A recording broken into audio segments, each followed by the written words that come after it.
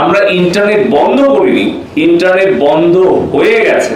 এই মহাখালীতে 3টা ডেটা সেন্টারে আমাদের ইন্টারনেট সার্ভিস প্রোভাইডারদের 70% ডেটা এবং সিস্টেম সেখানে হোস্ট করা, সংরক্ষণ করা। আমাদের 34টা ইন্টারন্যাশনাল ইন্টারনেট গেটওয়ে, প্রায় 18টি আইআইজির সিস্টেম এবং ডেটা সেখানে ওই 3টা ডেটা সেন্টারে হোস্ট করা। ত্রাণ পুনর্বাসন অধিদপ্তরের নিচতলায় পুরোটা পুড়িয়ে দিয়েছে। তার পার্শ্ববর্তী আরেকটা ডেটা সেন্টার সেটি আংশিক পুড়িয়ে দিয়েছে, এবং 3টা ডেটা সেন্টারে যে ইন্টারনেট যে কানেকশন, সেই ফাইবার অপটিক্যাল কেবলগুলো রিডান্ডেন্সি সহ পুড়িয়ে দিয়েছে।